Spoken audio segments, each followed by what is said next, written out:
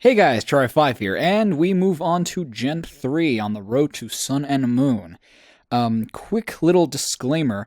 Um, I was going to do both Gen 3 and the Gen 1 remakes, but I was so tired by the end of doing this drawing from Sapphire that I just didn't want to do the Gen 1 remakes. I will do them in a separate video, but like way down the line, probably. Not anytime soon. Um, so I'm not going to do the Gen 1, the Gen 2, or Gen 3 drawings. The Gen 3 remake, I mean. Um, until later down the line, because I'm probably going to be very tired when I get around to doing Gen 6. So I'll do those at a later time, as well as the virtual console version of Gen 1. But yeah, we move on to Gen 3, Ruby, Sapphire, and Emerald. And this was the one generation that I am probably the most fond of. I owned all the games from this generation. All the games, even the GameCube games, except for Gale of Darkness. I own all the games, except for Gale of Darkness and Ruby. Those two are the only games that I've never owned. But Coliseum I own Sapphire. I own two versions of Sapphire, actually. One was from an old friend from middle school who gave me his copy for, I don't even remember why he gave it to me, but he gave me his copy of Sapphire. Should trade that in for a Ruby version. Then I'll have all the Gen 3 games. And that's actually the only generation where I have almost all the games, except for, again, Gen 1, but, Blue never really counted. But I don't think I've ever put more time into a video game than I did for Pokemon Sapphire. That was just the game from my childhood. 300 hours, if I recall correctly. So this is the team that I raised. Albeit a little bit different, considering that you see a Salamence right there. And as I said in the last video, I never raised a Dragon-type Pokemon before. And the reason I say that is because I remember that Salamence more as a Shelgon. I caught it as a Bagon, and I raised it up to a Shelgon, and it stayed as a Shelgon for a long time. And like it you know how like when you have a Pokemon on your team, it takes forever to evolve, and it just kind of like you're used to it more as its pre-evolution than its evolution. That's what that Salamence was. I didn't nickname my Pokemon back then. But I remember I remember that Salamence more as a Shelgon, since it stayed as a Shelgon for the longest time. And now we have a Water-type starter, as opposed to the previous two Fire types. I don't think I've actually ever chosen a Grass type. I never really realized that until I started drawing this. I don't think I've ever chosen a Grass-type starter. And it's funny, because I've always liked their designs. I don't know why I've never chosen one. I guess, I don't know. Originally, I did want to go for Trico, though, because I thought Trico was freaking awesome. But then I looked at, when it came time to actually choose my starter when I played the game, all those years ago, I couldn't help but choose Mudkip. I just thought it was so freaking adorable, and it is a kick-ass Pokemon, honestly. Honestly, it's funny, I've great memories with that Swampert. I feel like this was the first generation where I actually really got, emotional with my Pokemon adventure.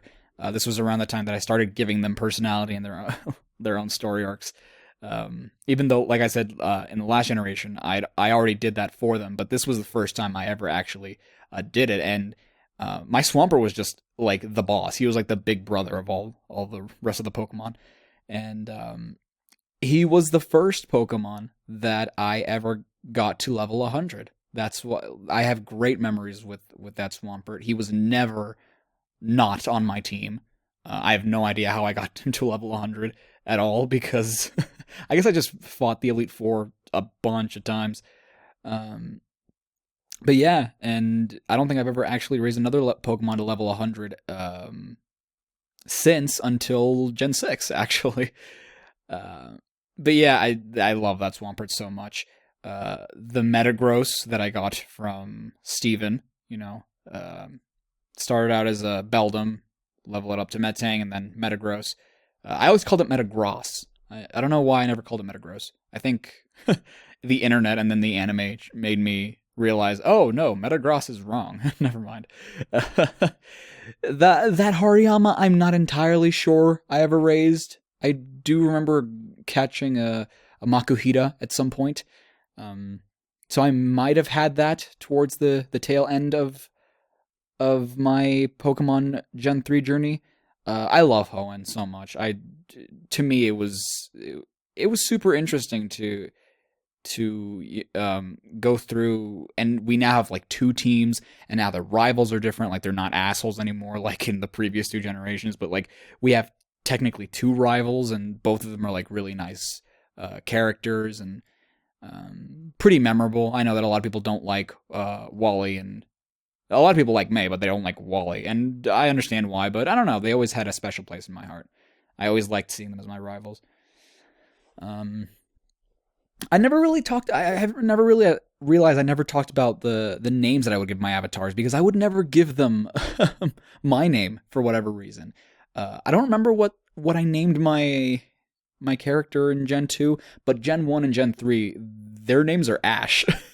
Because I loved the anime, and I thought Ash was really cool. How wrong I was. I remember, I think I named my rival in the first gen Gary. My rival, I love the story behind my rival in the second gen. Because you know how like when he introduces himself, he says, "Oh, my name is," and like instead of saying blank, they use the question marks. So me being me as a kid, they were like, "Oh, did you catch his name? What was his name?" And then they like prompt me for the name. I entered the question marks because they're like, "Well, that's what he said his name was." Yeah. And well, Gen 3 came around, and that was around the time that you couldn't name your rivals anymore. They had strict names. The guy was Brendan, the girl was May, and yeah, I kind of wish it was something that they brought back.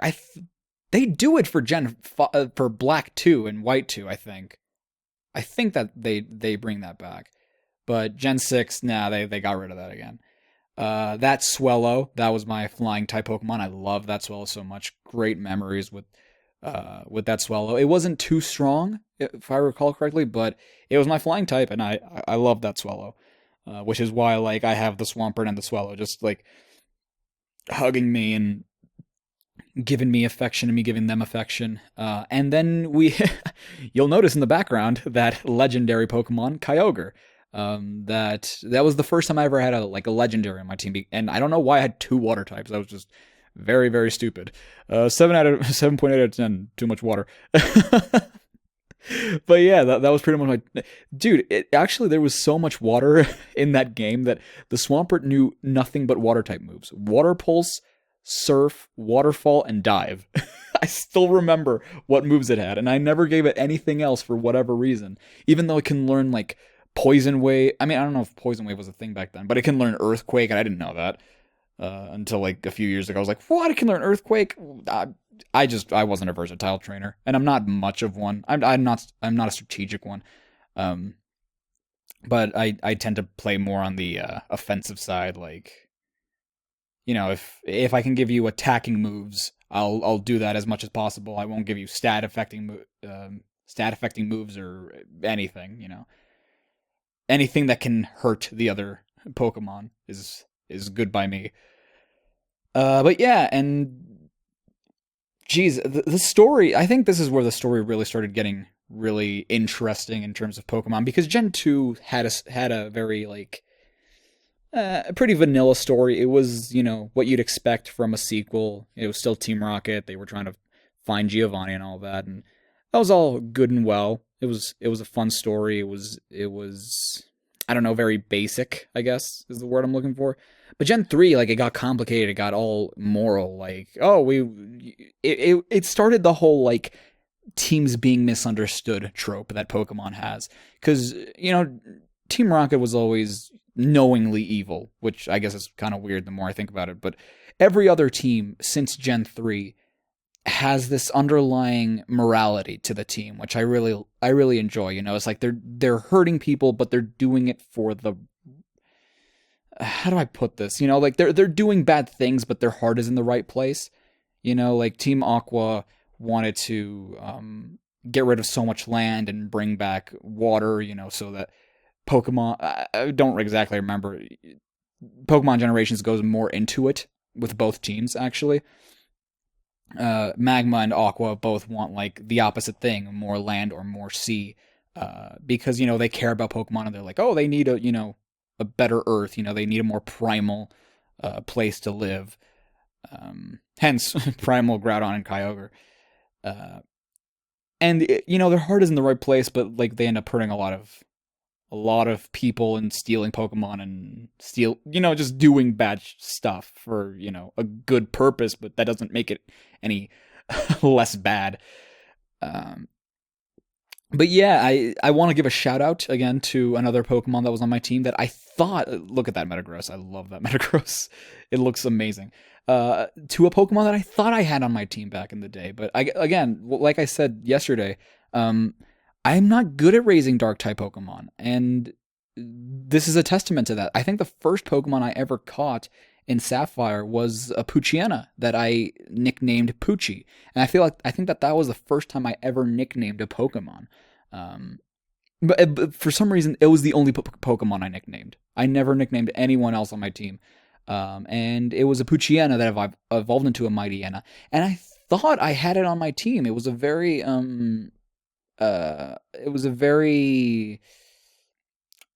Mandela effect, because Mandela effect, not Mandala.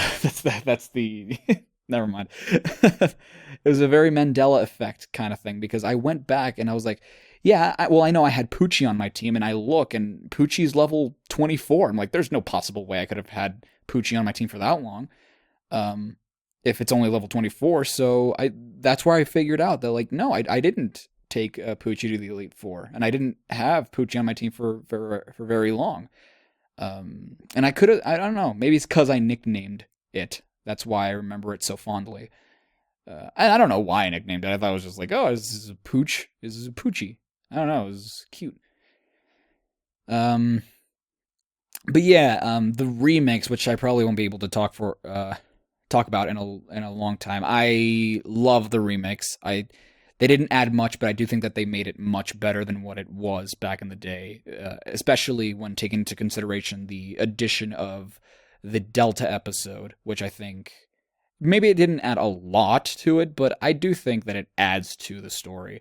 I remember, for some reason, I was one of the people that, maybe I'll save this for the the actual remake video, but because my team actually is different, and it's very amusing as to why it's different. So maybe I'll talk about that in the future. But as for really what I thought about Gen 3 and how it impacted a lot of, why I played it so much, I don't know. I guess it was because I had this, again, I think it was around the time that I really started to make a connection to the Pokemon, and I started to see them not only as like my virtual pets, but as friends, and I treated them like I would any other pet, with respect and a lot of love, even if they were virtual, like they still felt like a family to me. And this was the first time that like they felt like actual tangible friends, which is like why Swampert is one of my favorite Pokemon, because like it just brings me such joy and such good memories of playing the game way back in the day. Not much to talk about in terms of Pokemon Coliseum and Pokemon Gale of Darkness. I tried to emulate Gale of Darkness not too long ago. I got really, really bored. I don't know. I guess not too much was going on in that game. Coliseum, though, I remember having a blast with Coliseum. It was very different, and as far as Pokemon goes. I mean, the battles remained the same, but everything was very limited, and you could only catch certain Pokemon. You couldn't catch any Pokemon you wanted because you couldn't really catch them in the wild. And double battles all the time, which I never minded, honestly. I think a lot of people started to not like where Pokemon was going, because like it was the first time that they had like a major change in gameplay, because they introduced double battles, which are still a thing to this day. But I think it was something very interesting to change the gameplay mechanics. Oh God, and onto the coloring. But yeah, I thoroughly enjoyed Colosseum. Maybe not a lot, but I enjoyed what I played, you know. And I don't know, just Gale of Darkness, I may, give it a try some other time, but fumbling to find what brush to use, and I failed to realize that the opacity of the layer was was the one that was wrong, which is why I wasn't coloring correctly, but I fixed it.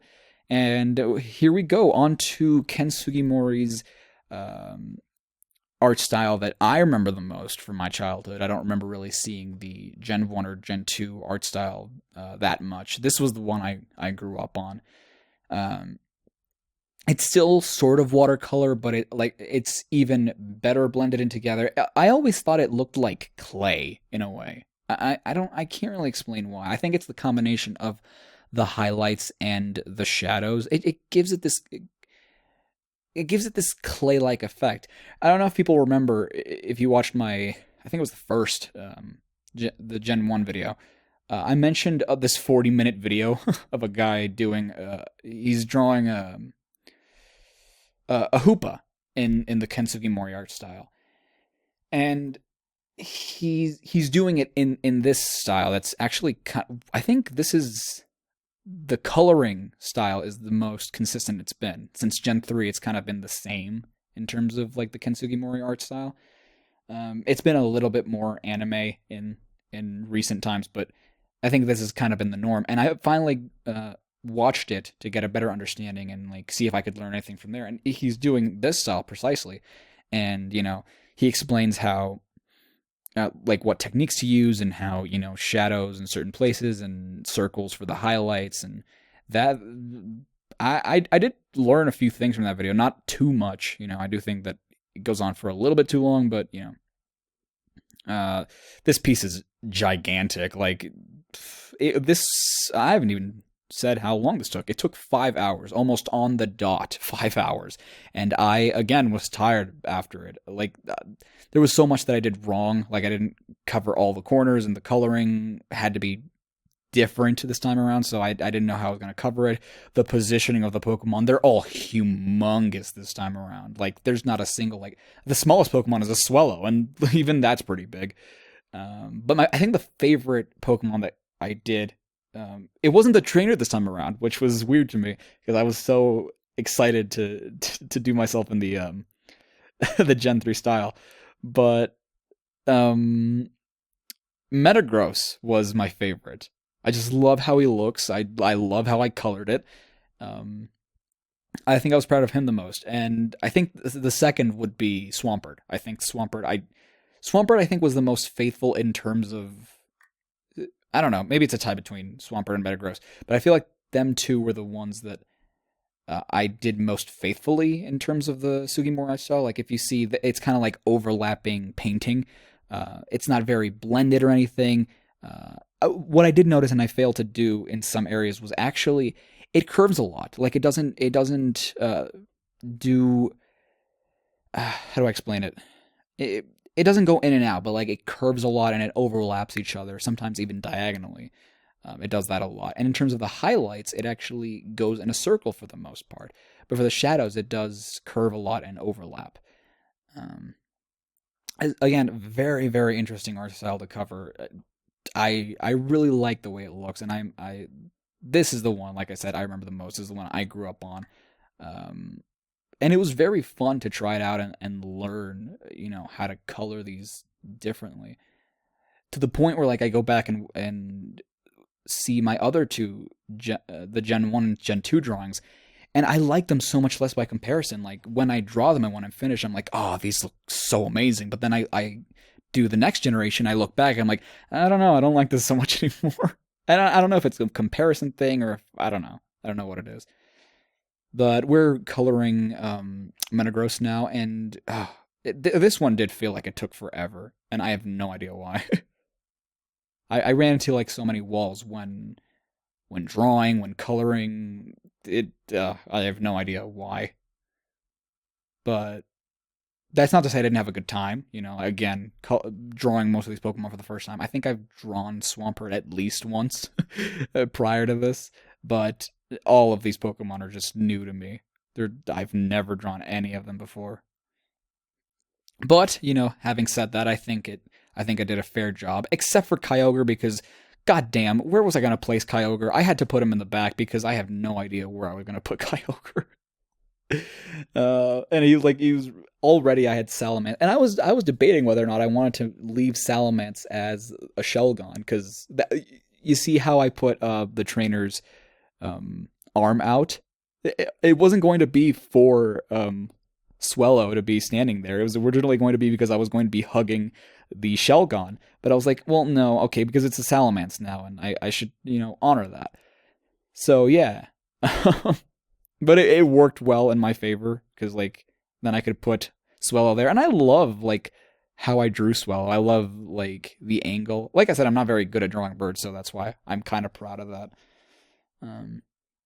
Salamence, I wasn't really liking how he came out at first, but I ended up actually liking how he came out. Ultimately, I liked how this piece came out.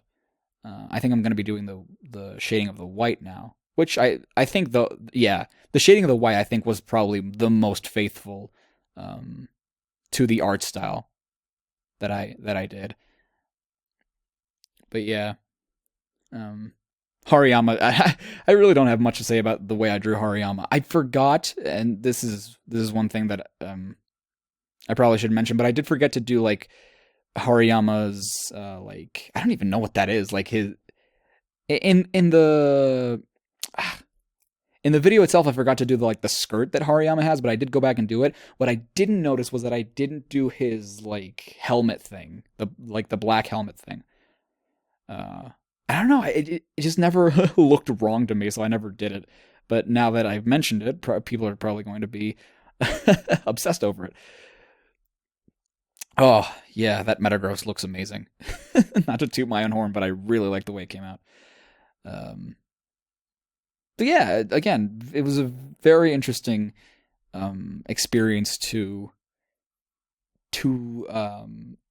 experiment with the Kensugi Mori art style and evolve with it. I can't wait to put all these drawings next to one another and see how it evolves.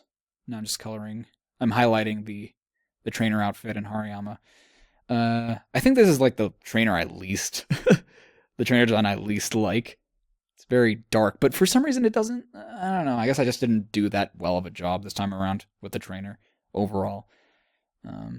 But yeah, that is the Gen 3 drawing. I will do Fire Red sometime later down the line. And this is the finished product right here, guys. I will see you guys maybe tomorrow, I don't know when, for Gen 4. This is Char5, signing off.